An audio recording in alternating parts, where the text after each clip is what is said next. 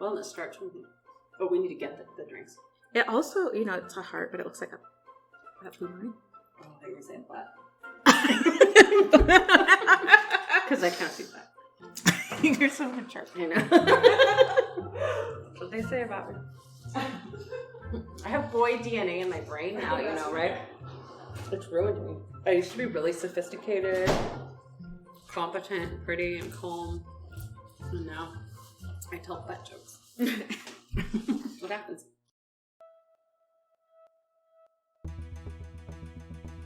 Hi, this is Caitlin. And this is Sharon. And welcome to Real Housewives on Real Housewives, where we unravel housewives' story threads and keep the tea flowing. So chic.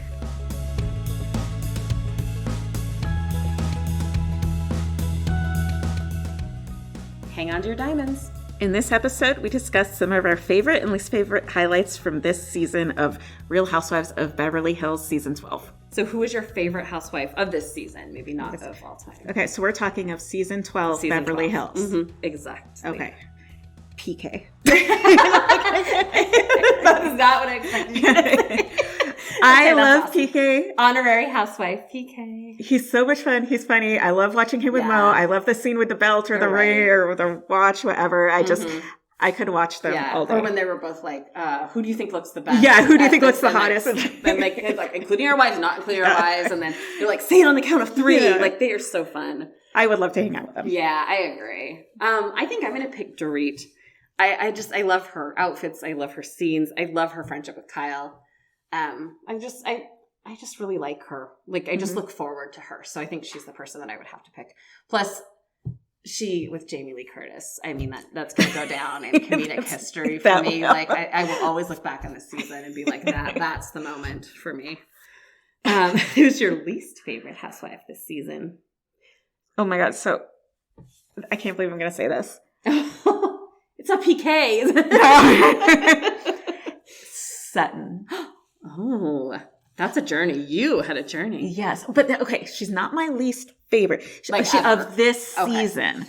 Yeah. So I think that's fair. So I mean, this season. Yeah, Sutton. this season Sutton. Okay. Like, I think next season she could go way back up for me and she could be one of my favorites again. I think that's fair. But every time I rewatched it, I was like, oh, that's worse than I thought. That's way worse than I thought. She does, shockingly to me, like, as I look back on it, she does kind of come out to be a problem in a lot of the scenarios that we're dealing with here. Yes. And she says some of the worst things. Yeah.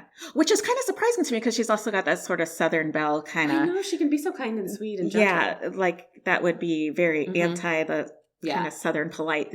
Yeah. And when she kind of first came on, I thought she maybe didn't, kind of like Crystal, I thought she didn't bring enough drama that they might not keep her. And now all of a sudden we're going, whoo, pull back on the drama. She's very insidious. My least favorite is probably way too obvious, but it's Lisa Rinna. I don't like the look in her eye the whole season. There is just mischief in that woman this season.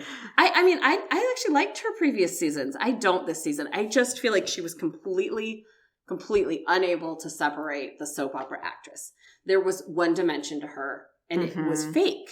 Yes. Like, we didn't even have those real moments with her and Harry or her and the kids. Like, there were moments where we saw her with her mom or with Harry or with the kids where you saw who Lisa Rinna was. You didn't this season. She just jumped on it like she was improvising at some really bad soap opera party. Yeah. Like, it almost wasn't even believable. It was like, just stop playing like, you would just see that look in her eyes and I would just be like, ugh. No. It was too much. It was too rough, Lisa. What was your favorite outfit of the season? Okay, this is really easy for me. At the Homeless Not Toothless dinner, Dorit has this gold and black dress. Mm-hmm. Who was like Caitlin? A Baroque print on it? Yes. Yeah. Mm-hmm. And it is so beautiful. And after I watched that show, I just still thought about that dress. And if I could kind of picture myself in some beautiful place, I wish that would be me. Yeah. So it was a Roberto Cavalli dress. Ooh. I looked it up. What is yours? I loved, even though there's a lot of things I can fault Crystal for, but I loved her green sparkly mini dress at Diana's Christmas party. The Valentino. It had feathers on the sleeve, and they were kind of joking it was Grinch chic. But there was something about that green jewel tone color with her hair. And because she was one of the younger, it was that short dress, and they were teasing, like, can you lift your arms and have the dress still be like... Yeah. But it was young, and it was fun, and it's like, I think there was a part of me that just like wished I could be back at that age and have her legs and, and be able to pull it off. It was just fun. Like it was such a fun dress. What was I know mine. What was your least favorite outfit or trend of the season? Okay. I absolutely know what mine is. Yeah. It is Diana in her Talking Head interviews where she's wearing that red gown with a sweetheart neckline with the little sleeves that connect with no shoulders. Yeah. And it was a Balenciaga dress. Okay. Well, sorry, Balenciaga. Yeah, sorry. And she had her hair up in a bun thing and it looked sort of like early 90s tacky type. I don't know. No, and you know what I'm realizing, and I'll say what mine is in a second, but I think what we both really didn't like, and I don't know if it's just a TV thing, because in real life, I love asymmetry.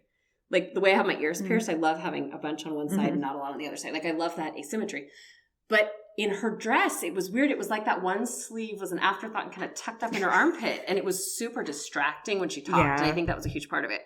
And like the one that I do not like is Erica's reunion look. It was the retrofit mirrored mini dress. It looked like a bunch of broken glass all over it. And it wasn't even that, but it was so uncomfortable the whole time. In fact, I was bad. That's the worst reunion looks across the board. Yeah. They were not cohesive. And I don't think they should do short cocktail dresses. Like I think they should do the long, because then you can kind of do that Duchess thing where you cross your ankles and it looks really regal. It was distracting the whole time because everyone had to keep their knees together. And it's just like, it was just, and you know, they're there for a long time. Yes. It was kind of painful to watch. And then the thing with that Erica dress is it was so uneven and it had that weird oval and it made her chest look like so askew and uneven. And like tight and painful. And painful. And it's like, I saw on Instagram her standing in it and it looked a lot better standing. But sitting, it made it look like parts of her were up higher than other parts of her that shouldn't have been. And it was awful. It distracted me the whole time. I couldn't stand it. And I was just thinking, this is sort of an add-on bit because I said trend. I also can't stand the grandpa glasses that Rinna did it a lot. And a lot of the housewives are. And I do not understand this trend. And I want it to go away now. Like my grandpa had cataract surgery and there was a reason that he wore those glasses. There's no reason they're wearing them and they need to put them away. Like I feel very strongly about these awful glasses. Sorry. Oh, I'll take a deep breath. Okay. Favorite meal that no one ate. That was like caveat. Mine, I'm sure you know, is all the charcuterie. I know what hers is, yes. Because I love the charcuterie. In fact, I am so proud of myself because I kind of reinvented charcuterie in our house because my child's a little picky on what he eats. And so when he was there and my niece, and they're both a little picky, we had them this summer for a while. And I was just like, I have to make them another lunch. Nobody wants a sandwich. Nobody wants soup. Nobody wants. And so I literally just got out a plate and I dumped like crackers and pepperoni and cheese sticks and made this whole thing. And they were like, what is this? And I was like, it's charcuterie, you guys. And I kind of wonder if shows are going to this now because like we'll see it on Salt Lake too. There's a ton of them there. I'm wondering if, you know how like on The Bachelor they'll like make the food and we've discovered that nobody ever eats it. I'm wondering now if charcuterie is the way to get around that. They're wasting less food. It looks pretty. There's still food on the thing. And if somebody's hungry, they can like pick at grapes and stuff. But I kind of think and then they could still use it afterwards, like for, I think charcuterie may be like a really good the thing to stay, or they're just pulling it off the cafeteria cart to the side and sticking it there. But I think that's the new reality meal. Okay, what was your favorite moment? I mean, obviously our favorite moment is the Jamie Lee Curtis chimes. We know that. But maybe like what's our less obvious favorite moments? Okay, so mine is when Dorit is on roller skates. And this is so cute. Her kids are like the most well-spoken kids I've ever seen.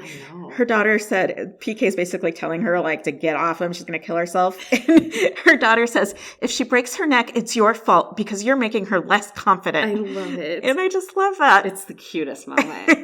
It's so adorable. And she's right. Yeah, I guess my favorite less obvious moment, okay, it's still Jamie Lee Curtis adjacent. But there's a moment when they're sitting at the table before they start going through the things. And it's, we always say her name wrong. I think it's Cherie. I don't know if it's Cherie or Cherie. She's Will Smith's ex-wife. But she has one of her eyelashes, fake eyelashes fall off. And Sutton goes to put it on. And oh my God, this is like when your children do an art project and you're like, just a little bit of glue. Sutton squeezes out this glob and you see everyone's faces and jaws like drop. And then Jamie is like, I'm so here for this. And then she goes running over and she totally like jumps in and gets a Q-tip and saves the day and saves the eye. Also, Diana's a bit amused by it too because she's like, "See, I told you Sutton doesn't." Yeah. But there's just something about that moment. I saw an interview with Erica, and she was kind of hoping that next season there would be more light moments, and I do think we've just had heavy moments the last, like, I'd say 2 seasons in Beverly Hills, and it's like we want to see more of these moments. Okay, let's do a few more best of questions. Which housewives' house would you want to be invited to visit? I would say Kyle's Aspen house. Oh, Aspen. Because I like that. I didn't think out of the city. Yeah, but then the other thing is just Kyle's house in general. I like the white house with the black shutters. Yes. I think it's pretty. Okay, I actually picked the same, and now I'm like, I should pick something else. But no, I love Kyle's house, and there's something about it, like, that it's got that kind of history behind it too. Like, I just really want to see it inside because you kind of see parts of it, and I feel like I can't picture it. So, like, I'm dying to see where all the rooms kind of attach, and like the grounds at her house are so cool, like the pool and the tennis court and just all of that. I think it would be fun to be there. I would almost say Kathy Hilton's too, in a way, just because it's so big, and at the same time I don't understand it. Like, it just drops right off into the tennis court in the backyard. I can't even picture, like, when they're sitting on the deck eating the baked potatoes, it just looks over and straight down. And I don't really get it. And we can't pick Erica's because you can't visit that one now.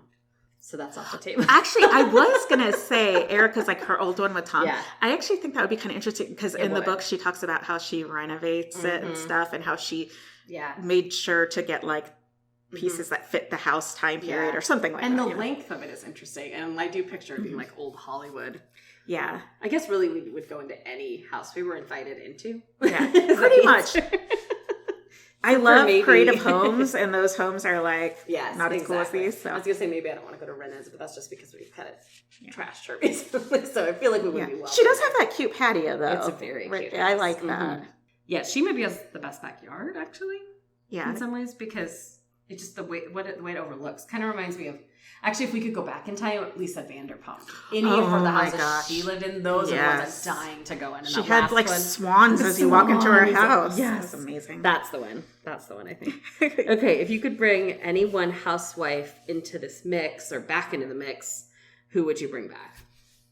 I would say Lisa Vanderpump. Mm-hmm. I've heard and I've seen some headlines about it. Like, is that going to actually happen? There was, like, some talk that if Rena was gone, maybe she would come back. That would be so cool. I always loved her. I did too.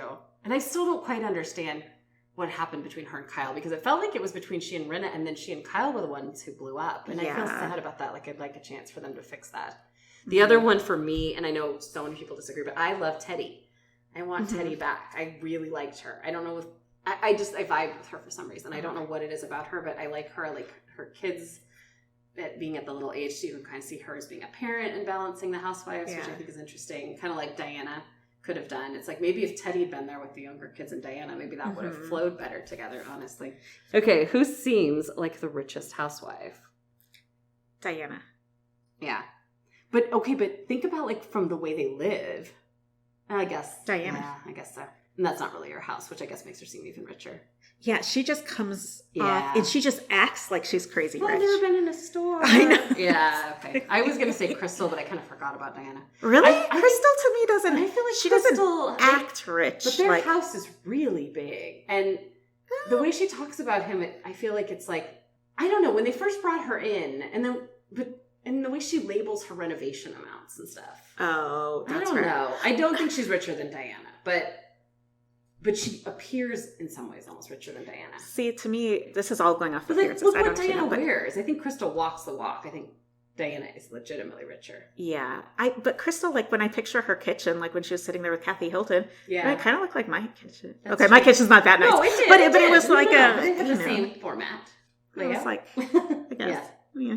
I don't see a gift basket of cheese and crackers for you. Yeah, we are in my kitchen. To open for me later with my Diet Coke. But that's okay. I bought you a Diet Coke. Actually, my husband bought you a Diet Coke. Yes, he did. That's right. I didn't have to go. Oh, and it's a Diet Coke, not a Coke Zero. Yeah. So we're good. Would you upgrade any of the friends of to actual diamond holding housewives? So I love Kathy, but I almost wouldn't want to upgrade her because I'd feel like that might ruin her spirit or something. Like might break her spirit somehow. I think it might. And I think you're right, because the stress of having to put, like, she's better when she's just kind of comedic relief. Yeah. Having to force her to always have a storyline might be really stressful. Yeah. And she might get confused and then not follow the storyline. Exactly. And I'm okay with that. But she might just wander off on all the trips. And you're right. I think she might lose her magic. What about Cherie? I actually could see her. I could see Cherie. I liked her. I just think they should have given her more time. I loved when she signed the card. Oh, yes. Was it Crystal's party? Yes. She forgot to bring a gift, and so she signed her name in like green marker. Like, it wasn't even like subtle, like you have a black pen that you can add to your already written handwriting. She just like threw that in. Anyway, that moment made her seem really funny. Yeah. And the fact that she was at one point married to Will Smith, like, she probably has some stories. I don't know. And she brought some, like, she was pretty calm. I mean, I feel like if you let her, they just didn't let her get very far. Okay, so I guess to sort of bookend our season almost, because we started out with Diana and her drink. And so we're going to end this with Crystal has a drink, and this came out of nowhere to us because I didn't see any hints of it on the show, but now I kind of want to look. It's called Real Cocoa, and it says organic Nam Hom. I'm probably not saying that right, but it's from Thailand. Coconut water. Yeah, so these are like special coconuts. It says they're revered for their sweet, fresh taste, pink, and the pink color of the water. I am excited about the pink color. You know, that is my son's favorite color because he loves pigs. So, pink in our house would be pretty exciting. Yeah, so this one is like organic and sustainably farmed and whatever. Smaller carbon footprint, bottle of the source. Yeah. Okay, remember I said I have strong feelings. Sharon likes it to taste like it came out of the coconut. I want it to taste. But I agree. Like, I want it to be clean. And I want it to taste like okay, this is going to sound really dumb. I want it to taste like coconut and water, but I don't want it to taste like muddied. Do you know what I mean? Yes, I know what you mean. It needs to taste refreshing. It can't taste like... Okay, we're going to do this like a wine tasting. So Caitlin actually has a clear glass so we can see if it's pink. Oh, it is. It's pretty. It's sort of like a... It's rose. I don't drink. I was going to say it's like a rosé. It's like totally like a rosé. My husband doesn't like coconut water. He says he doesn't like it, but if he had to drink coconut water, he would drink this one. There we go. So, and he found it at Costco. Yeah, he ordered it at Costco. He ordered it on the website. Yeah. Okay. All right. I like it. I like it too. Okay. This is going to sound a little... I feel like it's sort of hard to judge coconut water. I want it to be it's a little more water and a little not as coconut. I'd like a little more coconut. Oh, see, that's why I like it. It tastes more real to me than... I don't like it when they add sugar, and then that's what I hate the most of coconut water, and this is super fresh. It's refreshing. Did it come straight from a coconut? No, but actually, this out of all the coconut waters I've tasted, because usually I can't drink them at all. This is good. It has like little floaty things. I feel like in a good way. Like I feel like you feel like you're... Like it's coconutty floaties. But, now that I said that, I probably just ruined it for everybody. Sorry. No, it's delicious, and they're very small floaties. Sorry. Oh, the case was $25. The case was $25. And how many? That's expensive. It's a 12-pack. So it's about $2 each. Which I guess is about right. Because like when you think about buying a lot of the other ones, I guess they're about that. I think that's fairly... Well, they're kind of small. Small. Well, how much do you need, though? Yeah, that's true. I mean, if you're going to drink... I spend stupid amounts on coffee, so who am I to talk? If coffee's your passion, great. If coconut water's your passion, exactly. Great. All right, well, that wraps up our season 12 of Real Housewives of Beverly Hills. It's been a journey. Yes. I feel like we have some clarity. Wait, that's The Bachelor. I'm mixing up my shows. Well, sorry, guys. I watched The Bachelor. Yeah, you're going to hear some of that just leaking through. It's all, it's all a study in human nature, I think.